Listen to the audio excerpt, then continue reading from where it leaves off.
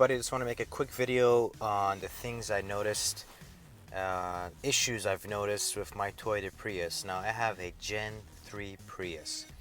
Now the Gen 3 Priuses were between 2010 and 2015. Then 2016 were the Gen 4 Priuses. I'm not familiar with the Gen 4s too much, but basically there wasn't really much changed in comparison from 2010 to 2015. Some of the changes were probably the front bumper design, the backlights became a little LED.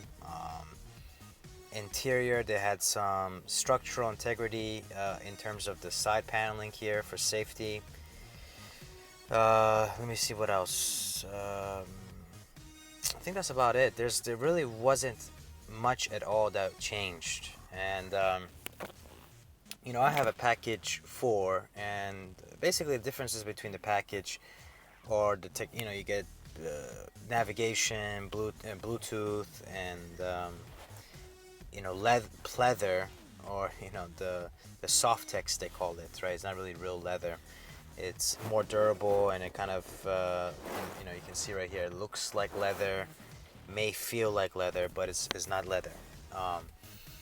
So let's go down the list on the issues with this vehicle. Now I've had this Prius since day one, purchasing it brand new. It's been a great car so far. So this is a 2013 package 4 Prius. I've had it now for 2018. Basically 5 years. Now I'm making this video now, November, well actually end of October 2018, so we're about to go into 2019, so it's gonna be basically 6 years that I've had this vehicle now. And in the beginning it was, it's still a great vehicle. In the beginning there was basically no issues, like normally with most cars, unless you get Mercedes-Benz or a lot of these unreliable brand vehicles based upon, not my assumption, but Consumer Reports and other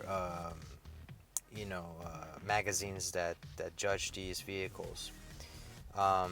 There has been no issues with the engine whatsoever since day one until now. The engine's been very strong. The battery has been extremely reliable and strong. There's been no degradation in the battery cells at all. I've had them checked. I know that has been a issue, popular to belief. There's been a rumor that's been going around, and that was a rumor that it was an issue with the Gen 1 and Gen 2 Priuses. They solved it, I think, in this Gen 3, and then Gen 4s is even much better. I've driven Gen 4s, and they're really amazing vehicles, and the engines is amazing. And so is the Gen 3. So no problems there. Big problem, let's go straight off the bat, is the software interface for the navigation and this everything here. Let me go ahead and show you guys. So as you can see here, this is the app menu. See how much lag there is with that screen. It is very, very laggy. It's just lagging like crazy. So and if you want to be able to go through here and click on maps, it's probably gonna take a day to pull up. I mean, now it's pulled up, but the car has been on for quite some time. But if you're just starting your vehicle, and this is really weird, all these navigation, the apps, Bluetooth, whatever the thing might be, the software is very slow. And nowadays with iPhone X's and the newest iPhones, newest smartphones, it kind of gets irritating after a while. Now the new Toyota products, the Gen 4s and the newer Toyota products, they don't have that type of issues. It is much faster in terms of the software and interface. So that is the number one gripe. And I don't know if it's, when I first got the vehicle, it wasn't really an issue with the software. It wasn't an issue with, it just wasn't an issue. So I don't know if Toyota updated it and it became an issue after that because they do software updates, um, and then it slowed it down. The map update, it may have slowed it down because this vehicle does have navigation. So I'm wondering, it may be due to that. And you'll notice on your smartphones, if you have basically almost zero storage on your smartphone, it'll kind of lag. So I'm presuming that this might be an issue with this vehicle. Now I haven't downloaded anything or additional on the software itself, but like I said, it might be an update for the maps and such.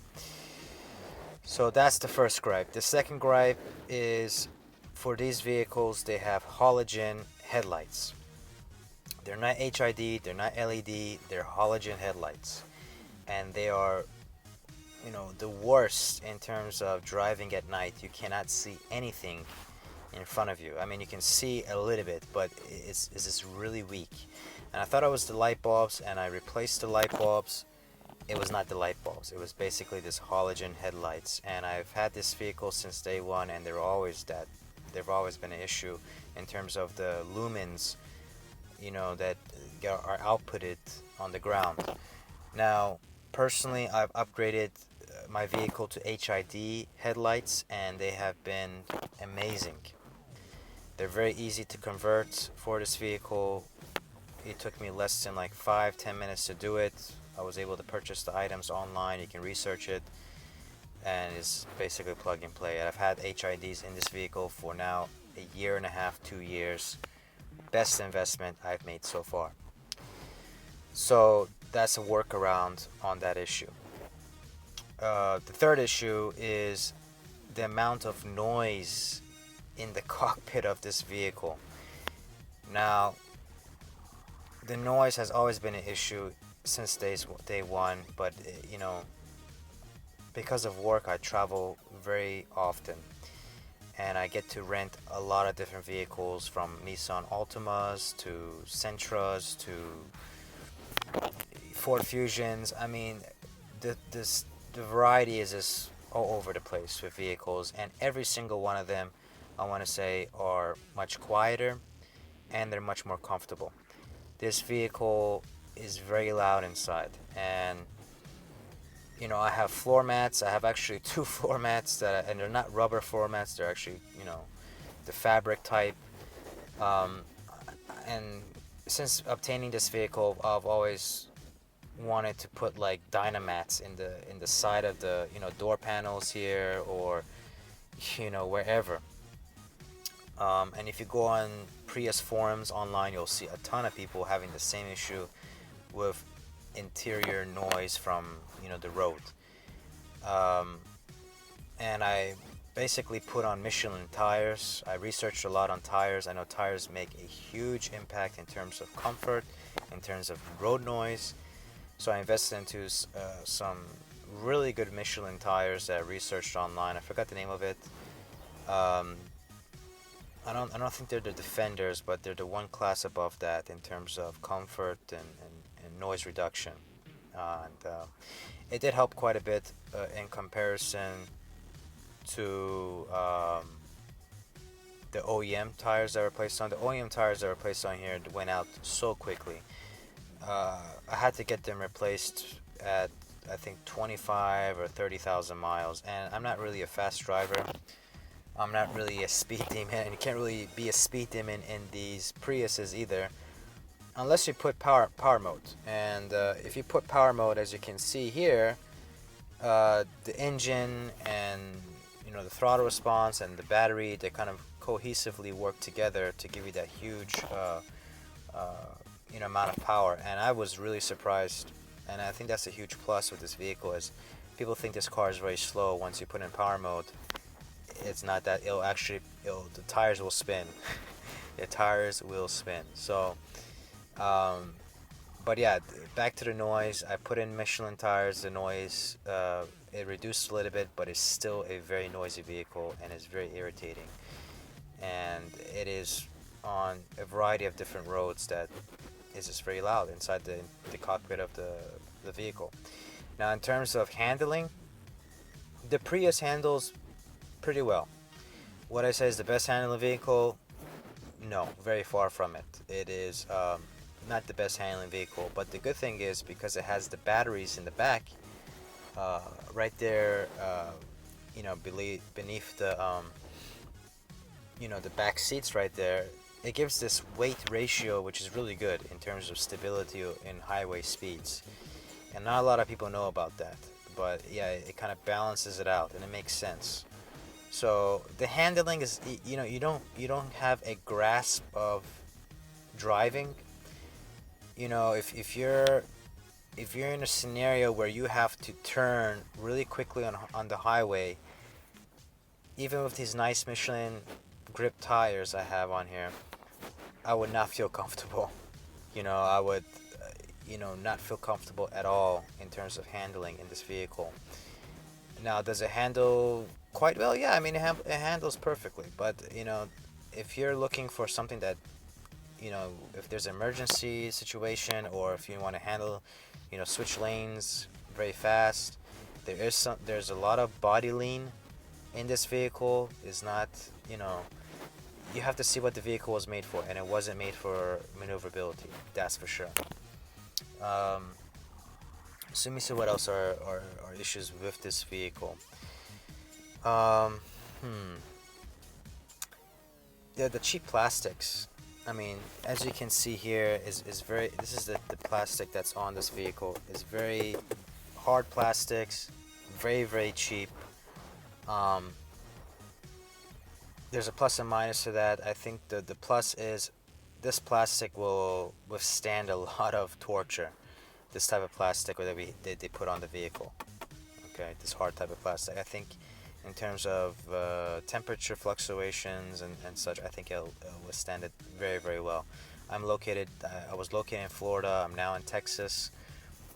Both states very hot. Florida very hot and humid. Texas very dry and hot, extremely hot, hotter than Florida. And depending on where in Texas, I'm in Dallas and used to be in Austin. If you go to Houston, it's very humid, or the east side of that. But I'm in a very dry climate, so this car has had a beating in terms of the sun. Even though I put it, with a sun visor in the front all the time, it takes a beating. So this plastic has taken it quite well.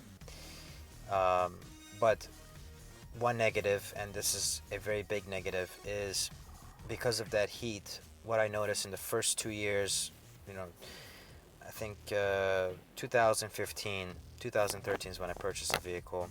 2015, the car was having a lot of rattling noises in the front dash, basically right here in this area. And I took it to the Toyota dealership and told them, there's some rattling going on there. I don't know if there's a loose piece or whatever it is. I even went into the engine compartment, and where's the area where they have the vents right here in the front, right here. I thought there was some kind of branch or acorn or something there, and there wasn't. I cleaned it all out. The noise persisted. I took it to a dealership almost 2-3 times. They were not able to fix the issue. They put some felt in between the plastic clips where dash goes inside. It helped it a little bit, but the rattling noise just continued forward randomly in different periodic time frames, and they only happened when the weather was very cold outside. And I noticed that maybe the plastic uh, maybe had that type of issue in terms of the temperature fluctuation. When it was very hot, I didn't notice that, but when it was very cool or cold weather, it rattled very often. Another issue that I got fixed from the Toyota dealership when I first purchased it, it first came up the first year, was right here on the side, and it's basically, this is where the buttons for the windows to go up and down. And I'm 5'10", but my knee rests right here. My left knee rests right here.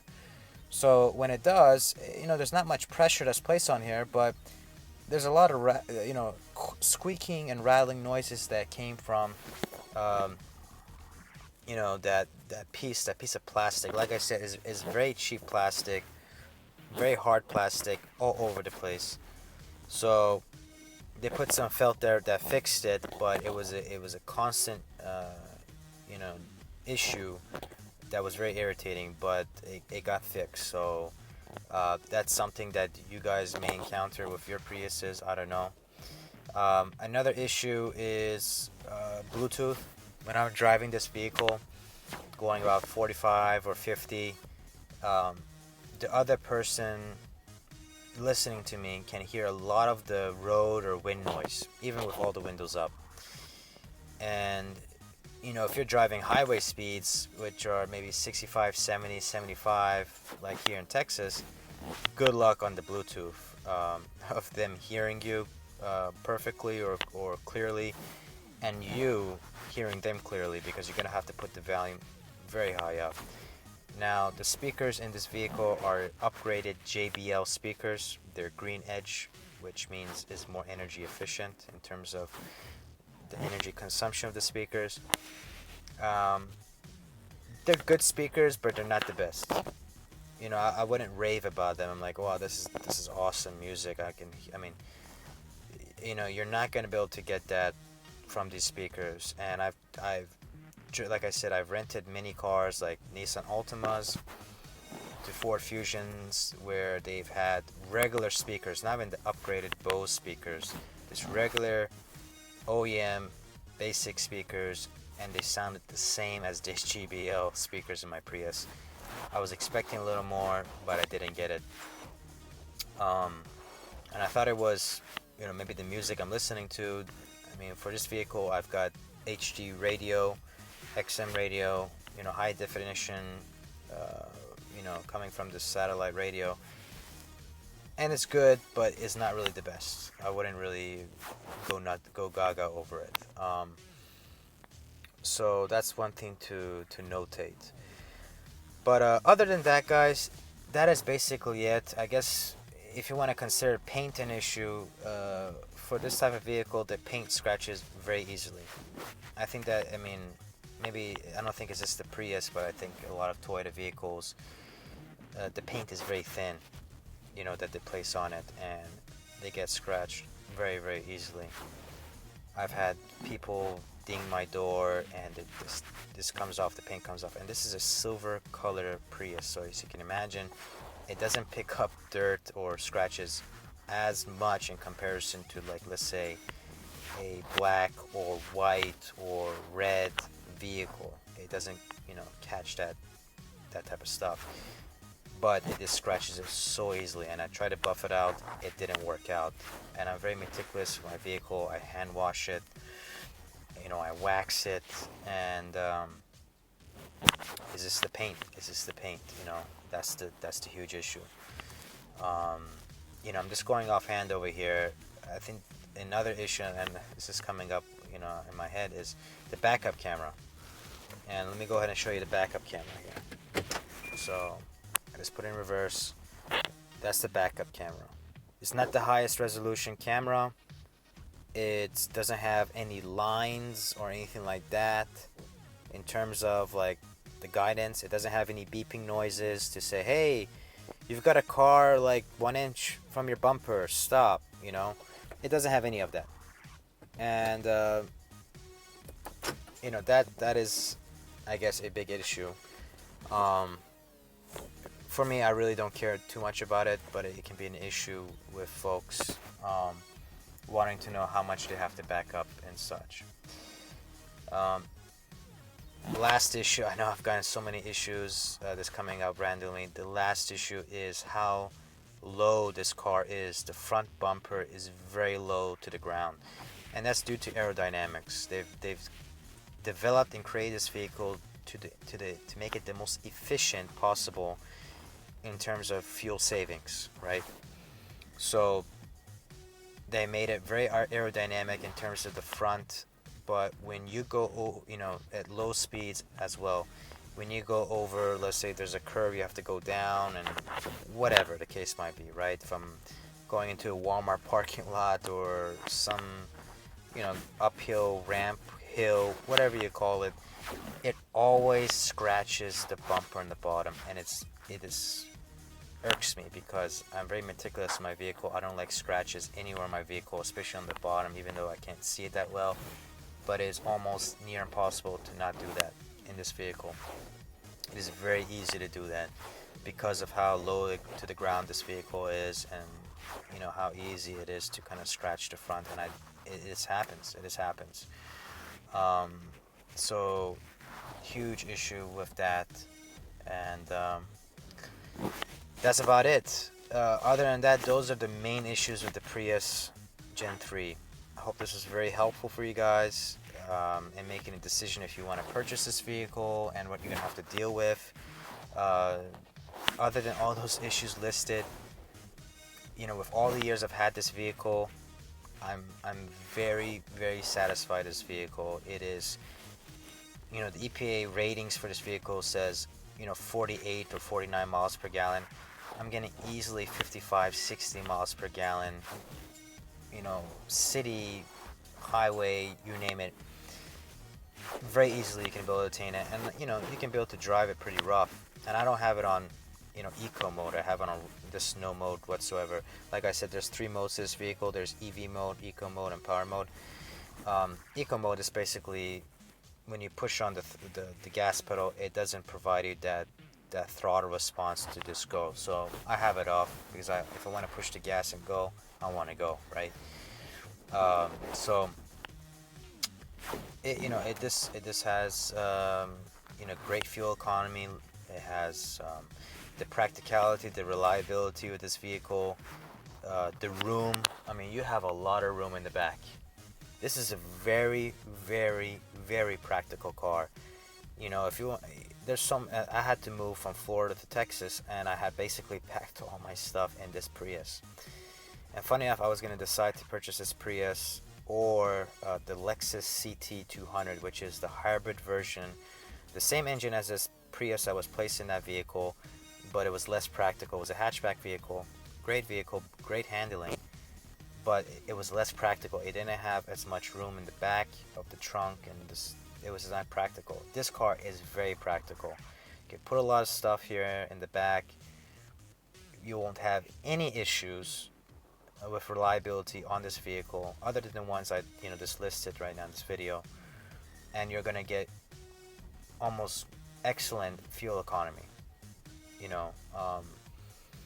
So other than that, guys, that's about it. I hope this video was helpful. I looked online, I didn't see many videos that posted, you know, there was some negative stuff people had posted, but it wasn't really a thorough review on all the negative stuff from a person that has driven a Prius every day for the past 5 years.